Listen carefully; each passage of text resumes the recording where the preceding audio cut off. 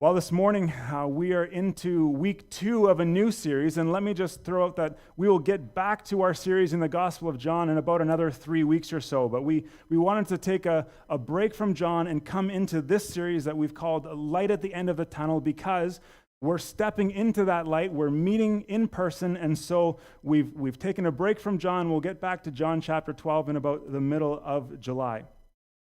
But we've called this series The Light at the End of the Tunnel because since last March, it has felt like, maybe just for me, but maybe for you too, one long tunnel. And it seems like from all sorts of different directions, we've had kind of darkness coming at us. But now there seems to be light at the end of the tunnel. Here in Alberta, our restrictions are set to be removed in just a few days, and it seems like we're coming to an end. But the question we want to wrestle with through these 5 weeks, looking at 5 biblical truths to putting this COVID season behind us, is exactly that. What is it going to take to put this season of the last, again, 15 or 16 months, truly behind us? What's it going to really take for us to step out into the light? Especially because, as we said last week, the last 15 months or so have been about more than just a pandemic. It's been about more than just a virus, which means we're going to need more than just vaccinations and an easing of restrictions to get back to normal, whatever normal looks like. Last week, we talked about the need to stop social distancing, and we said that phrase, stop social distancing, had nothing to do with giving people space and staying 2 meters away from one another.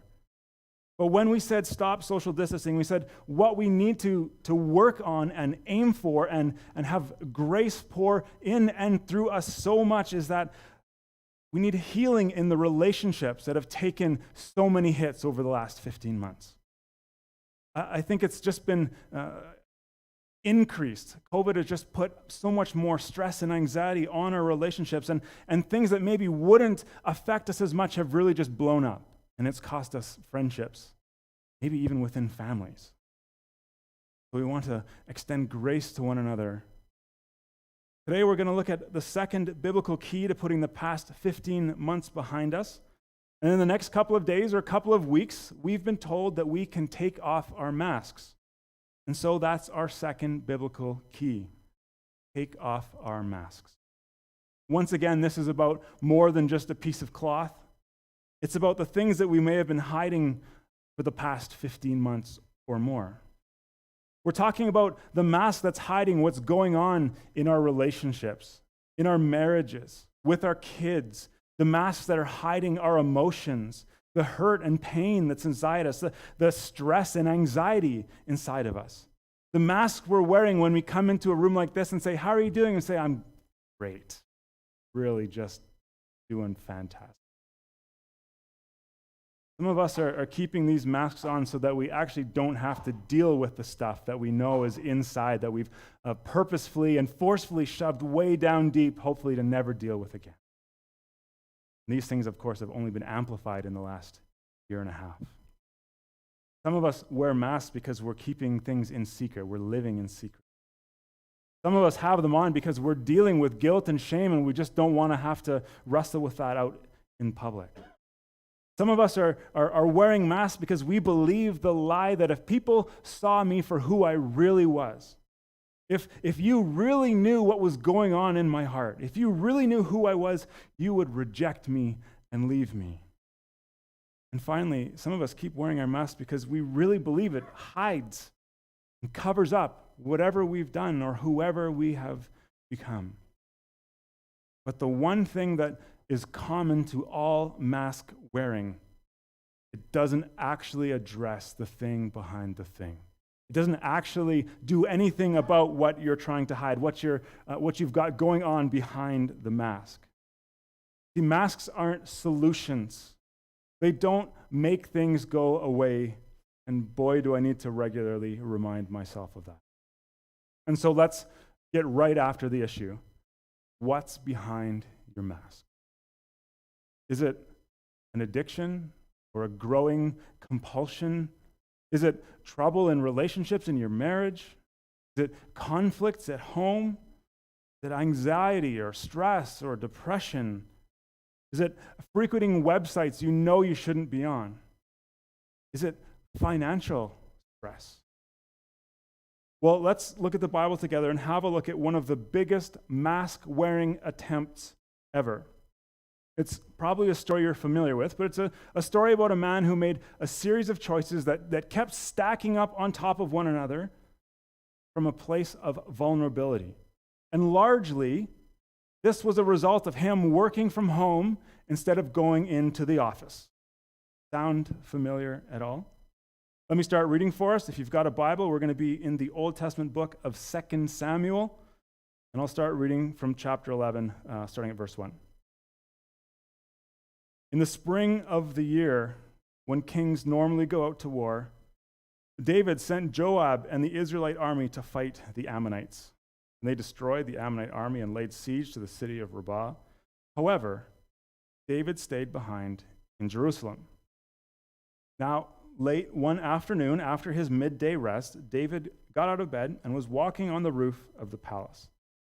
As he looked out over the city, he noticed a woman of unusual beauty taking a bath. And he sent someone to find out who she was. Let's stop there for just a minute. The chapter opens saying, when kings normally go off to war. For us, that means that David shouldn't have been at home. He should have been doing the exact same thing. He should have been out with his army, defending his nation, leading his troops, fighting for the causes of his people. But instead, he stayed home. Now, this time in history is a long way removed from us, thousands of years. So as a bit of background, kings dealt with issues related to their kingdoms and the mission of their kingdoms in the spring because, well, sort of similar to here, the winters, they just don't foster moving people around and stuff. Things were hard. It was hard to move troops and armies and supplies and such in the winter. But when the weather softened and the spring came, that's when you could travel. That's when you could put the work in, and that's when you could act. Now, at this point in Israel's history, David had been king for about 10 years already. This was a time in the history of the nation where they had achieved prosperity and accomplishment, and things were going really well for David. But instead of him going forward, instead of him continuing to build the nation, to keep leading his people, David started to coast a little bit. He started to take it easy. He started to follow the news on Twitter and read his newspapers and saw he was getting pretty good press and started to just sort of rely and rest on his reputation. Now, we don't know totally what was going through David's head when he decided to stay home, but for whatever reason, he thought, you know what? This spring, the boys are going to handle it by themselves. I'm just going to let them go. I'm going to just kind of sit on the sidelines. Which means David wasn't doing what he was supposed to be doing. He wasn't taking care of the things that he needed to be taking care of. Now, unlike many of us in this season, David wasn't forced to work from home. This was his call, but ultimately it doesn't matter. There's some similarities in the context here. For David, it meant that all the energy and effort and time and consideration that was supposed to go to leading his people, leading his troops, leading the armies, was free to go in other directions, to drift other places and be spent in other ways. For David as well, there would be little accountability in how he spent his time. All the soldiers were gone, all the officers were gone, the most important people around him, they were all off at war, where David was supposed to have been. There wasn't really anyone around to know what he was doing. There was no one around asking, hey, where's David? Why isn't he here? Why isn't he in this meeting? Why isn't he at this gathering? Why isn't he leading this thing? Instead, David just stayed home. He isolated himself. So instead of his time and energy being disciplined and challenged and accounted for and busy and engaged, he was in a situation where he had too much time on his hands, where he was undisciplined. His energy was unchallenged, unaccounted for, not busy, and not engaged. And that's when things got ugly. And this is one of the ugliest stories recorded for us in the Bible. And there are a few of them. The person that David sent to find out who this woman was came back and told him that this was Bathsheba. She was married, and her husband's name was Uriah, who happened to be one of David's mighty men. He was off commanding the army where David should have been. But David sent for her anyways. He brought her to the palace.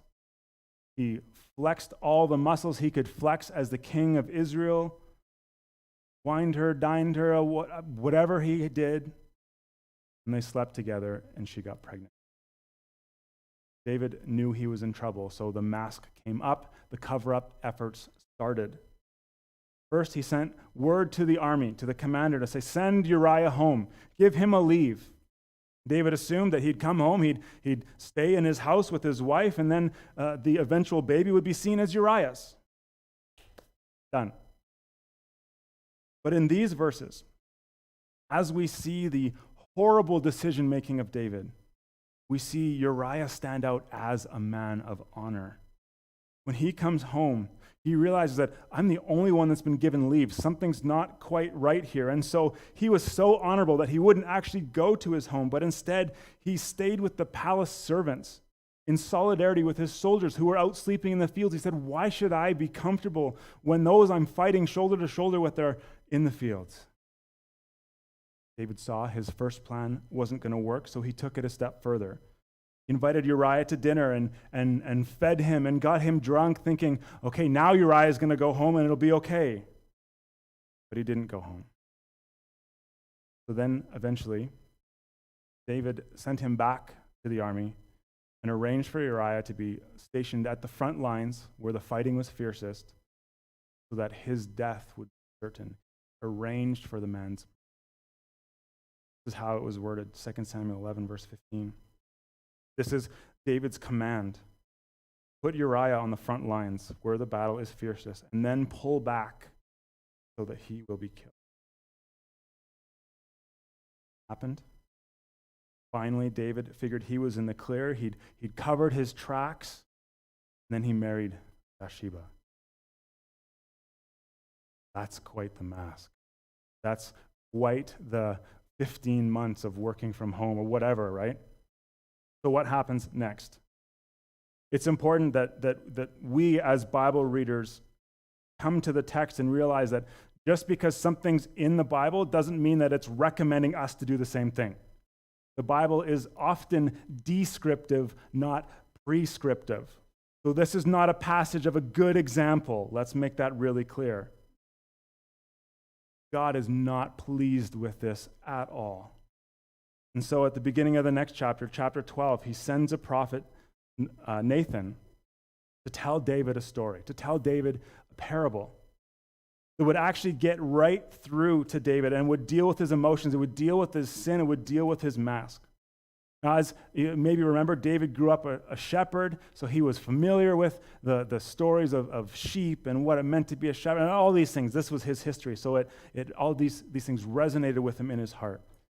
So Nathan told him a story about a shepherd. Let me read that for us from chapter 12. So the Lord sent Nathan the prophet to David to tell this story. There were two men in a certain town. One was rich and one was poor. Now the rich man owned a great many sheep and cattle. The poor man owned nothing but one little lamb that he had bought. And he raised that little lamb, and it grew up with his children. And the little lamb ate from the man's own plate and drank from his cup. He cuddled it in his arms like a baby daughter. One day a guest arrived at the home of the rich man. But instead of killing an animal from his own flock or herd, he took the poor man's lamb and killed it and prepared it for his guest. David was furious.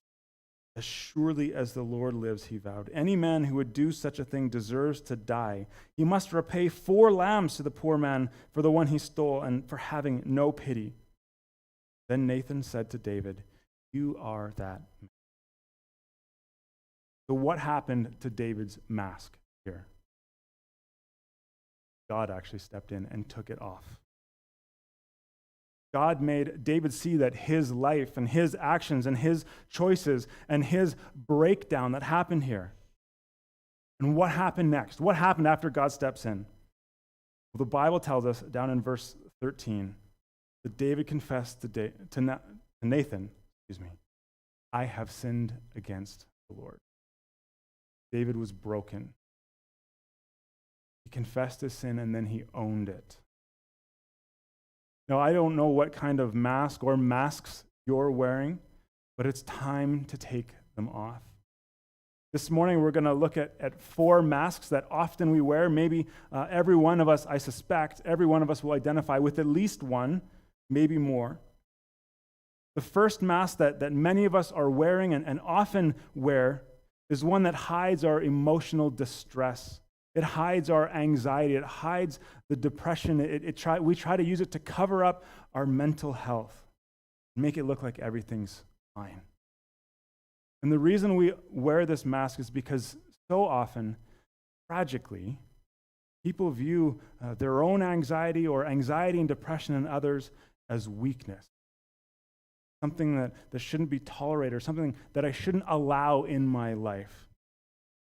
So I'm going to keep that a secret. I'm not going to let you know these things that I'm wrestling with in my heart because you're going to then look at me as being weak. I think as a culture, we've made some progress in this in the last little while, and I think in the church, I hope we have as well, and I hope we continue to, because we need to take that mask off. We need to be able to talk about our mental health. We need to have people who are close enough to us to check in and say, no, how are you really doing? I know you're going to say fine when I ask you, but let's forget fine. How are we really doing? We need to be able to help and carry one another through these things, maybe especially after the year we've been through. The anxiety and depression, they're nothing to be ashamed of.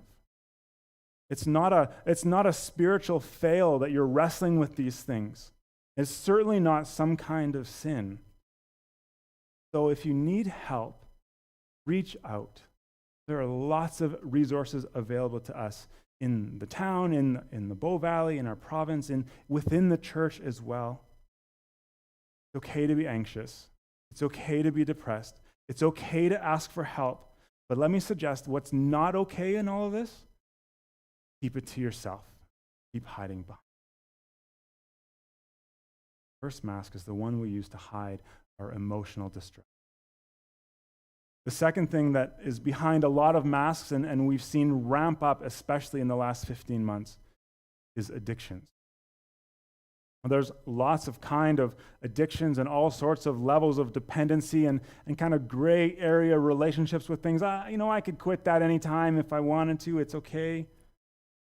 But what we're talking about are those things that are life-controlling, life-destroying, all-consuming addiction. Could be pills, could be pornography, could be gambling, could be alcohol, could be food, could be games, could be social media. The list goes on and on. These are things that we have an unhealthy relationship with. The classic definition of addiction is it's the compulsive engagement in something despite adverse consequences.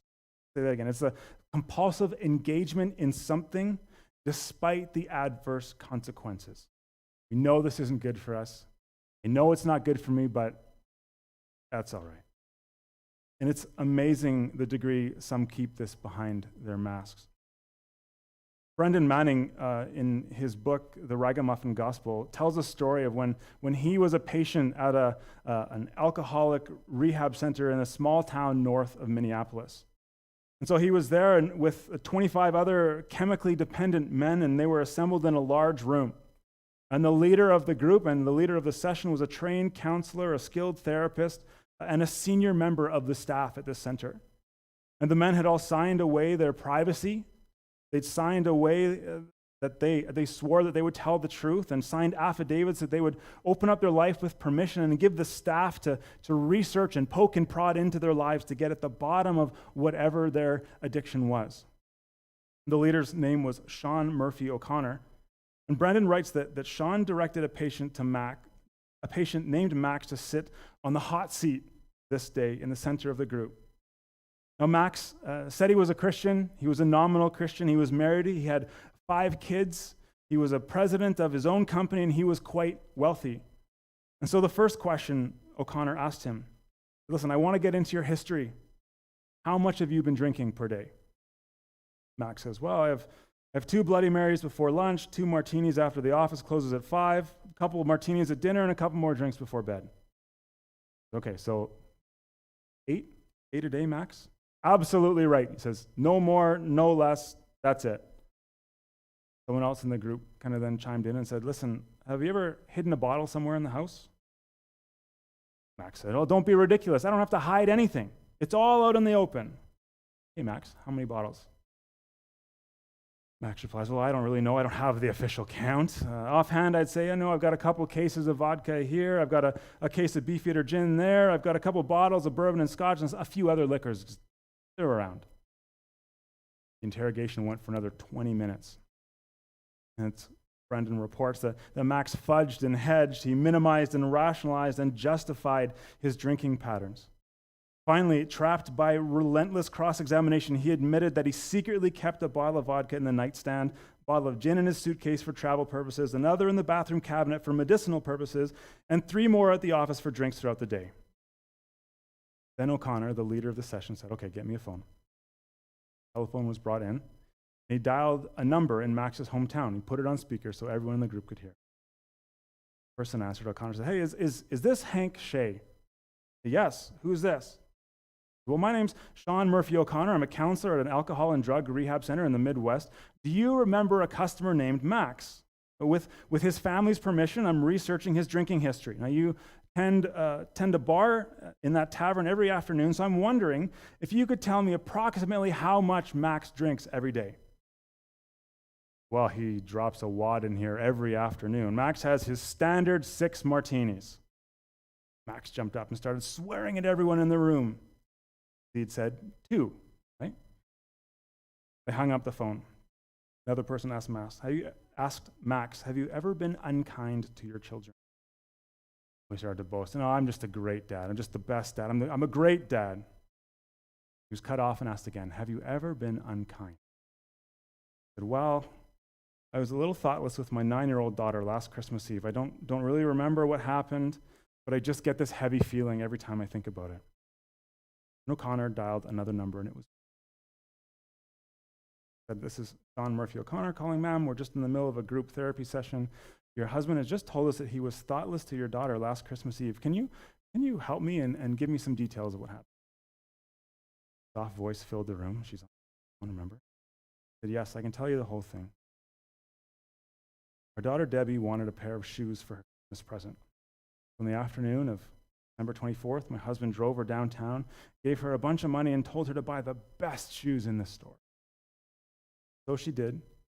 When she climbed back in the car, she kissed him on the cheek and told him he was the best daddy in the whole world. So Max decided to celebrate. Stopped at the Cork and Bottle, it's a bar a few miles from her house, and told Debbie he'd be right out. It was a clear and extremely cold day, about 12 degrees above 0 Fahrenheit, so that's chilly. So Max left the motor running and locked both doors from the outside so no one could get in. About a little after 2 o'clock in the afternoon, then his wife grew quiet. And the room could hear her crying on the other phone. She went on. Husband lost track of time and purpose and everything out, and he came out of the bar at midnight. The motor had stopped running. Car windows were frozen shut. Debbie was badly frostbitten on both ears, and when we got her to the hospital, the doctors had to operate. Amputated the thumb, forefinger on her right hand, and she will be deaf the rest. That Max fell on the floor and began to sob hysterically. Then O'Connor got up, turned to the rest of the men in the room and said, okay. 24 recovering alcoholics and addicts climbed the stairs out of that room, leaving Max on the floor, sobs turning to shrieks. After that event, Max went through the most striking personality change. He got honest, became more open and sincere and valuable than any man in that group. The night before Max completed treatment to move on to the next step, one of the men in treatment passed by his room. Max had been crying. He looked up, wiped the tears away, and said, I just prayed the first time. The mask had. a long quote, that's a long story, and chances are that's beyond where many of us are wrestling with the things in our lives. But let's not think that could never happen. We need to take the masks off. Things that are getting a hold of our lives, unnecessary, uncontrolled holds, we need to do. The third thing that we hide behind a lot of masks is crisis mode living. And what we mean by that is during the last 15 months or more, you've been hit by, again, one or more personal crisis. And you've been dealing with it, but you've been dealing with it alone. Maybe it's something with a family member. Maybe it's been a financial setback or unemployment. Maybe it's a medical issue. Maybe it's been COVID itself or cancer or miscarriage or whatever else. Maybe it's a marital crisis and you just don't know what to do with it. This has been a season where those things just seem to get piled one on top of another. That mask needs to come off. That crisis mode living needs to come off. And what I mean by that is you need to let people in. You need to be served. You've got to be loved, and you've got to be known. You need community. We need people around us. You need friends, and you need a family. We need to be able to take off our mask and say, listen, my name is Sean. I've got this going on in my life, and frankly, I'm scared to death. I don't know what to do. I just need you to ask me about it from time to time. I just need you to carry me through this. I need you to whatever. I need your help. You know what the church is supposed to be as a family of faith, among other things? It's supposed to be the place where we can take off all these masks and be together and struggle together, to weep together and rejoice together, to be brothers and sisters and fathers and mothers to each other, to be family, to be the family that maybe we don't have in the bloodline. And when this happens, when the door opens, because we've got to do our part, right? We've got to take that mask off and let people in. But when we do that, the door to giving and receiving love and support turns us into, it gives us the ability to become all that God has for us. We share in each other's burdens, and when we do so, we make them lighter as we shoulder them together. But first, we need to let people know what's behind the mask.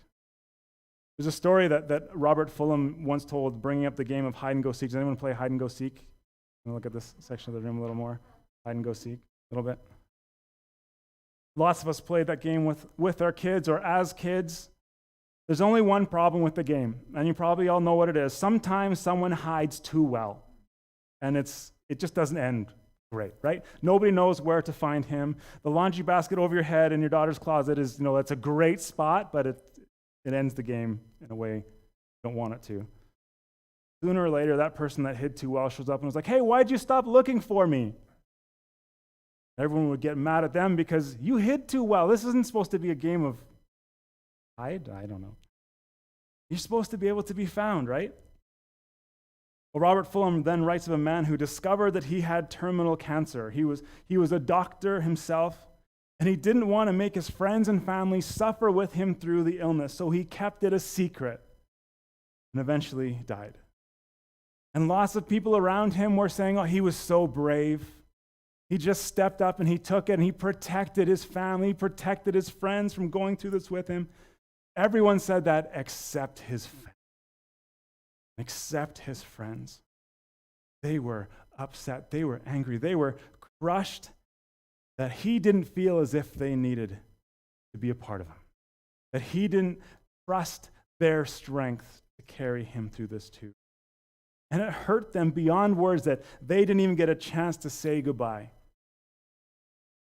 This man hid too well. See, here's the thing. Lots of us have areas of crisis mode living in our lives that have been, again, amplified or started in the last 15 months. We need to take that mask off. And for those in the room, those tuning in online as well, let me just suggest that coming here Coming to a church building, logging into church is kind of the first step in reaching out. It is admitting that I can't do this on my own. I need people around me. So come on in. Join us wherever you are, whatever you're dealing with. Hide and seek is over. It's time to be found. One more thing, we're really good at hiding behind our masks.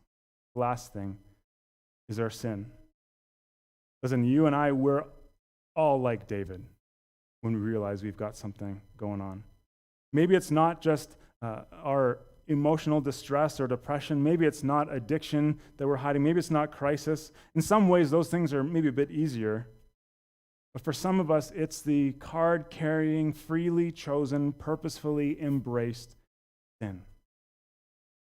And that's the last thing we want to take off our mask. But let me tell you something, as your pastor, we need to deal with this. If there's one thing that David did right in the verses we read, it's that when the mask came off, he didn't lie, he didn't make excuses, he didn't resist or defend or deflect or run away, but he fell to his knees and he owned it. And we can do that too. This is actually what it means to be a follower of Jesus, to own your sin. And once we've owned it, we ask God to forgive us on the basis of what Jesus did for us on the cross. This is the beautiful thing of the gospel, that Jesus went to the cross to pay for our sin, for your sin, for my sin. The Bible tells us in Romans that the wages of sin, the cost, the penalty of sin is death. And that makes a lot of people say, well, what kind of a God is that? What kind of a transcendent being would require that from someone who's just broken a little rule? Well, the answer is Holy One, holy God, a just God, a righteous God, one who cannot react and respond to sin in any other way and still be God. But you know what else that God is? That God is a God who loves. And that God is a God who loves unconditionally. And when justice meets that kind of love, you drive a nail in your own hand. You step in and you take the penalty yourself. You pay the price yourself. As Frederick Buckner once put it, like a father saying about his sick child, I would do anything to make you well. God finally calls his own bluff and does it. Did anything to make you well. Remember this. Jesus died on the cross so that we would be free to take off masks. And remember that as we do, we'll be met with God's love and God's forgiveness and all the second chances we need. Praise the Lord. It doesn't matter what's behind the mask. It's just one prayer away. Maybe you want to pray this with me today. Dear Jesus, I know that I need your forgiveness. I believe that you came to earth and died for me and rose again, and now I can have new life. I want to ask you to come into my heart and my life, and I want to trust you as my forgiver and follow you as my leader. And listen, when we pray a prayer like that, here's what we're saying to God. I'm owning this. I'm owning my sin, and I'm asking for your forgiveness. And I'm owning and believing that you are the only one that can forgive. There's no one else that I can turn to for forgiveness, because ultimately it is against you, God, that I've sinned. We're saying, Jesus, you are God himself in human form, that you came to earth to die for me and rise again to offer me a new life too. So here I am. Lord, I need you. I want you. Come into every nook and cranny of my word and permeate every fiber of my being, every fiber of my heart and life. I will freely, willingly, and gladly give you the steering wheel. I'm tired of doing this on my own. This prayer isn't just about forgiveness, it's about letting God lead. And that prayer, when we pray it sincerely, it isn't just about taking off the mask, but it's about getting an entirely new face. And that's what being a follower of Jesus is about.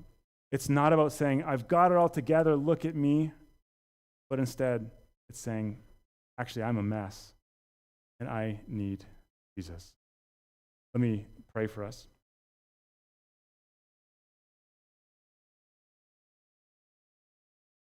God, thank you for this time that we have together, and thank you for this challenge.